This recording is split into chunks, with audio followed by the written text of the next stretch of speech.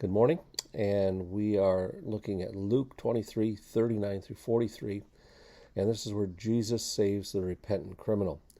One of the criminals who had been crucified said to Jesus, "Aren't you the Messiah? Save yourself and us."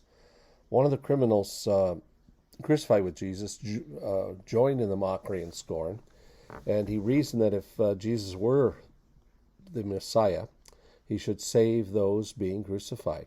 Save yourself and us. But the other criminal said, "You're under the same sentence.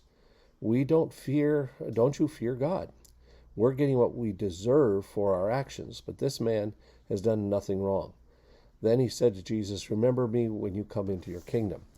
Both Matthew and Mark indicate that both criminals began with mocking Jesus, and then later, as the hours went on, they trusted Jesus for who he was. A second criminal respected God. Do you not even fear God? He knew his own sin. We're under this condemnation. We're getting what we deserve.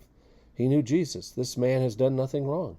He called to Jesus. He said to Jesus, and he called to Jesus as Lord. He said to him, "Lord." He believed in who Jesus was. He said, "Remember me when you get in your kingdom." And he believed in the promise of everlasting life. It's worthy to remark that this man appears to be the first deathbed conversion, literally.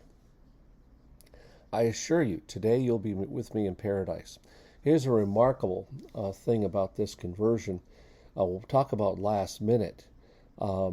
It's up to Jesus who he saves and who he doesn't, but it's also up to us to respond. It says paradise, and that is a Persian word, and it comes, actually, the Greek version of the word means garden or park. It's like the Garden of Eden. It was a paradise, and it's a future bliss, according to Isaiah 51:3.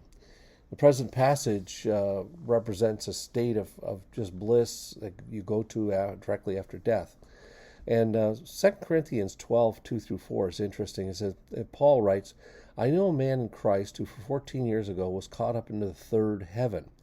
Whether in the body or out of the body, I do not know. God knows. And I know that this man was caught up into paradise." And of course, he's referring to himself. "Whether in the body or out of the body, I do not know. God knows. And he heard things that cannot be told, which man may not utter." What a remarkable place that we can't even understand it. Paul used the terminology common in that day. He referred to the blue sky as the first heaven, the starry sky as the second heaven, and the place where God reigned and lived as the third heaven. So it's another whole complete study, but today you're going to be with me in that place, paradise.